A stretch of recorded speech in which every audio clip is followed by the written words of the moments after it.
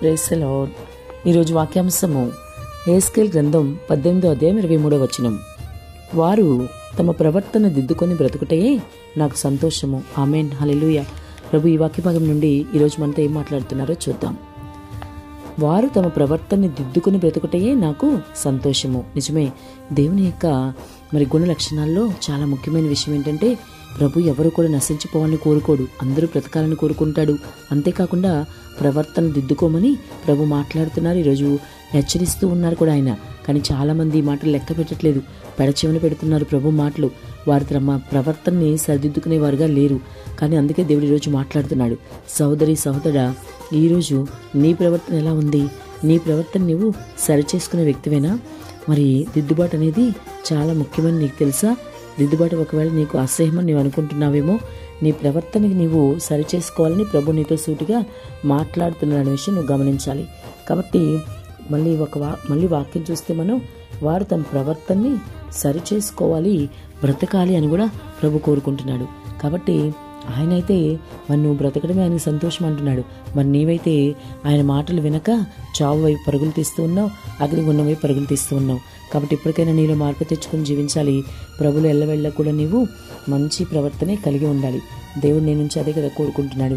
కానీ ఈరోజు నీ ప్రవర్తన సరిగా లేకపోతే మాత్రం నిన్ను సరి చేసుకోవాలని కూడా ప్రభు నీకు హెచ్చరికిస్తున్నాడు, మరొక అవకాశాన్ని నీకు ఇస్తున్నాడు. కాబట్టి ఇప్పటికైనా నీ మనసు, ఆలోచన విధానం, ప్రవర్తన మార్చుకో. నీ ప్రవర్తన అంతా సరిదిద్దుకుని ప్రభుకి ఇష్టంగా నువ్వు జీవించాలని ప్రభు నిన్ను కోరుకుంటున్నాడు నీ నుండి. కాబట్టి నువ్వు ఆ విధంగా చేసే వ్యక్తిగా ఉన్నావా లేదా అని ఒక్కసారి నిన్ను పరిశీలన చేసుకోవాలి. తర్వాత నీ ప్రవర్తన నువ్వు సరి చేసుకుంటే ఏం జరుగుతుందంటే నీవు అనేక సంవత్సరాలు బ్రతికి నీ ప్రభుని ఇతరులకు చూపగలుగుతావు. నీ జీవితం అనేకులకు మాదిరిగా ఉంటుంది. నిన్ను బట్టి నీ ప్రభువు సంతోషిస్తాడు. నిన్ను బట్టి అనేకులు ప్రభు వైపు తిప్పబడతారు. ఆమేన్. నీవు కూడా పరలోకం గొప్ప బహుమానాన్ని పొందుకోగలుగుతావు. నీతో పాటు అనేకుల్ని కూడా బహుమానాన్ని పొందుకునే విధంగా తయారు చేయగలుగుతావు. కాబట్టి ఇప్పటి వరకు నీతో ఎటువంటి పాపాలను జీవిస్తున్నా సరే ఇప్పుడే నేను క్షమించడానికి ప్రభు సిద్ధంగా ఉన్నాడు కనుక ఇప్పుడే నీ మనసు మార్చుకుని, నీ ఆలోచన విధానం మార్చుకుని నీ ప్రవర్తన సరిదిద్దుకో. అంతేకాని దేవుడి నుంచి దూరం అవ్వకు. నీ ప్రవర్తన సరిదిద్దుకుని బ్రతికితే అది దేవునికి చాలా సంతోషమైన విషయం. కాబట్టి ఇప్పటివరకు నీ ప్రవర్తన ఎలా ఉన్నా సరే ఒకసారి నిన్ను ఆలోచించుకో, పరిశీలన చేసుకో. నీలో మార్పు కావాలని ప్రభు ఎదురు చూస్తూ ఉన్నాడు. ఆ మార్పు కోసమే ఎంతకాలం ఎదురు చూశాడు ప్రభు, ఇప్పుడు కూడా చూస్తున్నాడు. కాబట్టి నీలో ఆ మార్పు రావాలని ప్రభు కోరుకుంటున్నాడు. నీవు ఇలాగే నీ ప్రవర్తన సరిదిద్దుకోకుండా చనిపోతే దేవునికి ఇష్టం లేదు. కానీ నీ ప్రవర్తన సరిదిద్దుకుని బ్రతుకుటే ఆయనకి సంతోషం కనుక ఆ విధంగా నువ్వు చేసే దానివిగా నువ్వు ఉండాలని ప్రభు కోరుకుంటున్నాడు.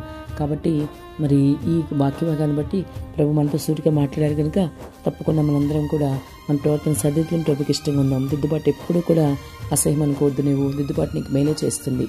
ఆమేన్.